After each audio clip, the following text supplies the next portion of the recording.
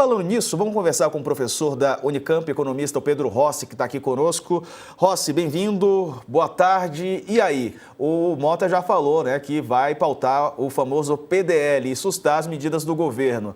Mas o que a Câmara apresenta, né, como uma solução, na tua visão? Boa tarde. Boa tarde, Sakamoto. Boa tarde, Sarza. Olha, é um baixo nível, né, o que a gente viu aí e, enfim, ultimamente o debate tem se marcado por isso, né? Eu já tive na Câmara muitas vezes e há um tempo atrás, eu não sou tão novo assim, havia um debate mais substantivo, eu lembro da Comissão de Assuntos Econômicos do Senado. Antes disso, a professora Maria da Conceição Tavares era deputada, o Delfim Neto era deputado, havia um debate econômico de altíssimo nível no Congresso Nacional. E o que parece hoje, as últimas vezes que eu fui, é isso, né? Os deputados entram para fazer os filmes, para ter lá o 1 minuto, o corte para a rede social, e depois saem, eles querem lacrar. E aí o debate fica totalmente esvaziado. Mas o que está por trás dessa disputa, em termos sérios, tirando a parte da brincadeira e da falta de respeito, que é lamentável, eu acho que é uma disputa que é a seguinte disputa. O ministro quer entregar o resultado primário, certo? Ele está propondo, de fato, taxar o andar de cima, uma série de medidas. Fez as propostas anteriores do IOF e agora trouxe essa nova proposta. E a pressão que vem de fora, evidentemente da oposição, mas também do mercado, é uma pressão de que não se deve aumentar nenhum imposto, que se deve cortar gastos e fazer reformas. Então, essa é a disputa que está na mesa hoje no Brasil. De um lado, o ministro e o governo propondo o ajuste fiscal focado no aumento de carga tributária, de arrecadação, principalmente no andar de cima, e de outro lado, uma pressão para que isso não passe, para que sejam feitos cortes de gastos, em particular os gastos obrigatórios que estão sob proteção da Constituição e de leis, então, que exigiriam, portanto, reformas, forçando um debate para a reforma. Então, esse é o que está na mesa. Evidentemente que tem um tabu aí que não é mencionado, que é simplesmente mudar a regra do superávit para esse ano e para o ano que vem. Parece que esse ano a gente tem um valor em torno de 20 bilhões que precisa alcançar, e para o ano que vem aí é muito indefinido, depende dos parâmetros. Mas é esse que está em disputa, ou seja, essa baixaria toda é uma disputa entre agendas econômicas, uma agenda que quer, de fato, preservar o gasto público, o gasto social em particular, porque a máquina pública e os principais gastos do governo federal estão focados no gasto social, e a outra que quer, de fato, desconstruir esse estado de bem-estar social incipiente no Brasil que foi proposto pela Constituição de 88. Só te fazer essa disputa talvez seja uma das disputas mais fundamentais hoje do país. A questão de vamos cortar gasto, ou seja, principalmente gastos, principalmente mesmo sociais, né? E do outro lado, vamos aumentar impostos, principalmente impostos para o andar de cima. Só que no final das contas, isso acho que é interessante, tem muitos deputados, tem muita gente também no debate público que pega esse debate e fala, olha, estão querendo aumentar impostos para você, trabalhador. E aí tenta trazer o pessoal que, na verdade, vai ser prejudicado com um corte em determinados gastos obrigatórios, para dizer que ele vai ser prejudicado se houver aumento de impostos para o andar de cima. Ou seja, as pessoas acabam, na verdade, tendo um trabalho de prestidigitação, e que mostra para o trabalhador e fala, olha, a sua realidade vai piorar muito se aumentar esses impostos no andar de cima, sendo que o mundo inteiro cobra mais impostos proporcionalmente, pelo menos o mundo civilizado, do andar de cima do que proporcionalmente do andar de baixo, Nesse sentido, além dessa disputa política, e aí eu sei que você não é jornalista, mas você é economista, mas você conhece bem a história, além dessa disputa política que é natural do Congresso, o governo está perdendo de lavada também a discussão do sentido da economia no Brasil? Porque uma parte significativa das pessoas repete do tipo, olha, esse aumento aí de imposto para rico vai me prejudicar. Vai prejudicar onde, meu amigo?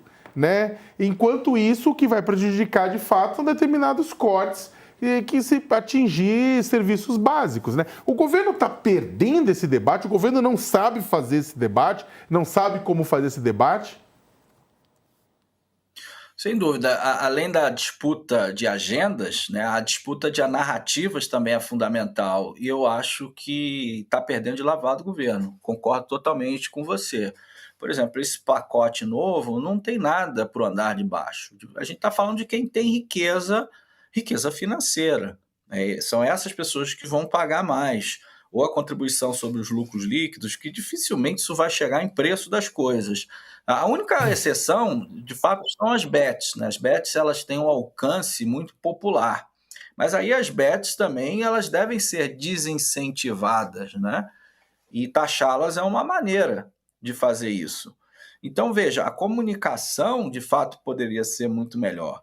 Porque esse argumento de que taxar o mais rico vai prejudicar também o mais pobre é um argumento que é datado. É uma coisa que lá nos anos 80 era uma novidade e que mostrou totalmente falso. A história da economia do gotejamento, né? Que não tem problema, a desigualdade, não tem problema os mais ricos terem mais dinheiro, que isso chega aos mais pobres, como se o rico ficando mais rico fosse contratar alguém ou fosse melhorar o salário de alguém. Não, isso não é verdade. Né? O rico, quando fica mais rico, quando cai lá um dinheiro, R$1.000 na conta dele, ele nem nota que tem esse R$1.000 lá, e se notar, ele vai botar numa aplicação financeira e isso vai ficar lá parado, rendendo para ele. Né? Não é diferente se você coloca R$1.000 na conta do mais pobre, ele vai gastar esse recurso. E esse recurso vai gerar emprego, vai gerar mais venda, vai gerar demanda. Então, por isso que é muito diferente quando a gente fala em taxar o andar de cima e taxar o andar de baixo. Ou quando a gente fala em gastar, por exemplo, com Bolsa Família e gastar com juros. O gasto com Bolsa Família tem um retorno para a sociedade muito maior do que o gasto com juros, que entra nessa esfera. Ele entra na circulação financeira e gera pouco retorno em termos de demanda, em termos de investimento, etc. Então, de fato, há aí uma narrativa, há uma disputa em termos de mentes e corações que precisa ser melhor feita no debate público brasileiro. Sakamoto, quero te ouvir também sobre essas discussões em Brasília, ontem na comissão, esse bate-boca que interrompeu a sessão, e sobre as medidas apresentadas pelo governo, e sobre esse debate, né, sobre de onde vai sair esse dinheiro, né, do andar de cima ou do andar de baixo. Eu acho que o Pedro colocou aqui, vai na linha do que eu acredito com relação à questão dos cortes. Ninguém está negando, vamos colocar acho que da seguinte forma, ninguém está negando que num momento de dificuldade, pobres e ricos devem contribuir com ajuste fiscal, com fechamento de contas, tudo isso. Ninguém está querendo privilegiar, porque eu já ouvi inclusive isso, vocês estão privilegiando os pobres. Me dá uma tristeza ouvir isso, na verdade, sabe, por conta de olhar o Brasil como sociedade e ouvir certas coisas, mas vá lá, a gente responde, não, ninguém está privilegiando nada. A questão só é o contrário, né? A questão é que, em momentos de crise, né, sistematicamente, historicamente, nós vemos determinados setores, principalmente a classe trabalhadora, bancando, né, a conta no final, enquanto isso tem uma proteção estrutural a quem ganha muito. Quando foi trazido à baila a questão da taxação de quem ganha 50 mil ou mais por mês, né, começar a taxar quem ganha 50 mil por mais por mês e que não paga hoje pelo menos 10% de imposto, vocês estão ouvindo isso? 10% de imposto? Tem gente que, a classe média, baixa, 3 salários mínimos, 4 salários mínimos, já começa a pagar mais do que isso, né? Só que o pessoal que recebe via dividendos ou outras formas, não. Então a ideia é, vamos cobrar por aí. E aí o pessoal, é o fim do mundo, é o cataclisma, o Godzilla vai destruir tudo e todas aquelas coisas. E na verdade não. Tira de um lado, coloca do outro, né? Vamos fazer uma coisa mais equilibrada. A questão no Brasil não é só combater pobreza, combater desigualdade. Desigualdade faz com que as pessoas se vejam, alguns com privilégios e outros só com obrigações. A gente precisa mudar isso.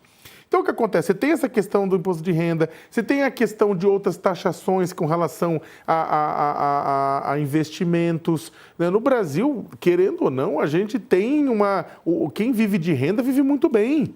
né, com esses juros altos, mas quem vive de renda vive muito bem. Né? E aí, quando você vai discutir, olha, precisa taxar mais o andar de cima, precisa tirar mais de determinados grupos, precisa remover isenções e benefícios fiscais. Ninguém está falando para remover tudo. Tem coisas importantes lá, mas tem coisas que são privilégios cristalizados em setores econômicos. E remover coisas também, tem privilégio que daria para ser removido, isenção de saúde no imposto de renda da classe média alta e classe alta. Hoje você taca tudo lá dentro e vai conseguir isenção. E são bilhões de reais também, no final das contas. Só que o pessoal do andar de cima fala, não vai mexer nisso porque é aumentar imposto. Não é aumentar imposto. O nome disso é você voltar à normalidade. Vocês estão vivendo, quem se beneficia disso está vivendo de um benefício, um agrado, uma ajuda. Só que a única diferença é que ajuda para pobre, quando é Bolsa Família, vai tornar os pobres vagabundos. E ajuda para rico? Não torna o pessoal também, uma economia mais dependente, sabe, de uma ação do Estado? Olha que loucura, os ricos dependem do Estado brasileiro mais do que os pobres. E pega e sangra o Estado brasileiro, e aí o que acontece? Diminui competitividade, diminui um monte de coisa. Né? Então é o seguinte, esse debate é um dos debates fundamentais da República. Só que, neste momento, inclusive eu termino dizendo isso, contaminado por uma lógica eleitoral de um lado para o outro, você acaba fazendo o quê? O pessoal, não vou deixar o governo fazer isso, não vou deixar o governo fazer aquilo. Estamos vivendo um momento que uma parte do Congresso está na lógica de que quanto pior, melhor. Que na lógica do quanto pior, melhor. Bora combater privilégio, altos salários do judiciário. Bora diminuir emendas do Congresso. Emenda de senador e deputado. Emenda importante, mas não naquele tamanho. Bora fazer cortes, inclusive, assim, bora fazer bora o judiciário mesmo parar de conceder BPC a torto e direito. Bora fazer realmente um corte geral em tudo. Né? Só que o pessoal não quer. O pessoal só quer o corte de um lado e, ao mesmo tempo, a ideia do quanto pior, melhor, para lucrar eleitoralmente com isso. O Brasil, no meio disso, que se exploda. Agora, Pedro, por que será que somos maioria, né, de pobres à classe média? E esse debate não é vencido, né? Porque na hora H ali, me parece que o jogo vira e até quem está do lado de cá, né, da balança da sociedade, acaba apoiando medidas que não o beneficia, pelo contrário, né, torna a nossa vida ainda mais difícil. Por que esse debate é tão torto e não consegue, enfim, ser mais clareado na cabeça do eleitor e do brasileiro, do cidadão? Diego, eu acho que é uma ilusão a gente achar que a gente vai ganhar o debate com argumentos técnicos e só no plano da política, sem uma mobilização de fato e real. As desigualdades no Brasil são estruturais e elas permanecem como estão por conta dos interesses que estão cristalizados em torno delas, né? Então, no caso brasileiro, ilustrando um pouco o que o Sakamoto falou, a gente tem um Estado que entrega para a população pelo lado do gasto. O gasto brasileiro, liquidamente, ele é distributivo quando a gente pensa em saúde, em educação e a nossa Seguridade Social e INSS. Evidentemente que há componentes desse gasto que são extremamente regressivos, como o próprio gasto com juros. E do lado da tributação, o que a gente tem é uma tributação extremamente regressiva, que penaliza, de fato, o mais pobre, que paga relativamente mais do que ele tem. Então, quando a gente discute ajuste fiscal, a gente está falando de qual das duas mãos? A mão do gasto ou a mão da tributação? Quando eu digo, olha, não mexe na tributação, eu estou dizendo, mantém esse troço regressivo que tá bom. E quando eu digo, olha, vamos cortar gasto, vamos fazer reforma para cortar gasto, a gente está mexendo justamente da mão que está dando para a população que mais precisa, principalmente por meio dos serviços sociais. Porque, de fato, cortar gasto no Brasil, a gente já cortou muito nos últimos anos e chegou num ponto que os serviços vão simplesmente paralisar. Inclusive, o ministro falou recentemente em torno disso. Então, de fato, há elementos que afetam a população como um todo. E que esse é um tema justamente para ser debatido pela população e não pelos técnicos ou coisas do tipo. Então, evidentemente que a gente precisa de uma estratégia de mobilização e talvez, de fato, seja uma ilusão tentar convencer ali aqueles deputados e a elite dominante do país que nós vamos conseguir mudanças na base do argumento racional, porque o debate, no fundo, a racionalidade está justamente na preservação de privilégios. Rossi, como é que você vê também a postura do Mota, né? Que acabou tuitando, agora há pouco a gente mostrou o tweet dele, falando que vai pautar a urgência, né? Que é o PDL, projeto ali legislativo para assustar. Aí tá novamente, ó. Informa que o Colégio de Líderes se reuniu e decidiu pautar a urgência do PDL que susta os efeitos do novo decreto do governo que trata do aumento do IOF. Conforme tenham dito nos últimos dias, o clima na Câmara não é favorável para aumento de impostos com objetivo arrecadatório para resolver nossos problemas fiscais. E essa do Mota? Essa do Mota se insere justamente nessa disputa entre fazer o ajuste fiscal com o andar de cima ou empurrar o governo para fazer o ajuste fiscal no andar de baixo, porque é isso que vai fazer. Quando você bloqueia essa alternativa, que já é a segunda alternativa que o governo propõe, o que vai restar, no fundo, são os cortes de gastos. E os cortes de gastos não tem como fazer, evidentemente que tem alguma gordura aqui e ali que precisam ser endereçadas, a eficiência do gasto está sempre em discussão, mas o grosso mesmo, para conseguir 20 bilhões, eu não faço isso sem reformas estruturantes e sem, de fato, prejudicar os serviços que atendem os mais fortes. A gente está falando de entrega de saúde, de entrega de educação, a gente está falando de benefícios específicos, a gente está falando de revisão, por exemplo, de regras de salário mínimo, porque eles pesam muito, principalmente no INSS. Então, no fundo, eles estão fazendo, o que o Mota está fazendo, é arbitrar, advogar em favor de uma agenda da elite brasileira, que é uma agenda neoliberal, em favor de reformas para desconstruir, por exemplo, a regra de salário mínimo, por exemplo, os pisos de saúde e educação, e para empurrar novas reformas em torno do INSS. Esse é o central da agenda, e junto com uma reforma administrativa também, para poder enxugar o funcionalismo público, que no fundo está na ponta prestando serviços. Então, veja, no fundo, o que a gente está vivendo é essa disputa, que, aliás, eu tratei no meu livro, que chama justamente O Brasil em Disputa, né? Que é a disputa entre essas duas agendas, que começa lá, aliás, começa na Constituição de 88, que nunca foi bem aceita por uma grande parte da elite brasileira. Quando a Constituição foi lançada, o Roberto Campos, que é um economista famoso, que é avô do Roberto Campos, presidente do Banco Central recentemente, ele dizia que a Constituição era um dicionário de utopias, era uma ode à preguiça, e ele estava falando justamente dos capítulos sociais da Constituição, que é justamente o que está sendo alvo das reformas para corte de gastos. Estava olhando justamente para o seu livro ali, em verde e azul ali atrás na estante do Pedro Rossi, né? O Brasil em Disputa, está aí o livro dele para quem quiser saber mais sobre esse assunto. Valeu, Pedro, pela participação. Um abraço para você, viu? Boa tarde. Eu que agradeço. Obrigado. Um abraço, Diego. Um abraço, Sakamoto. Valeu.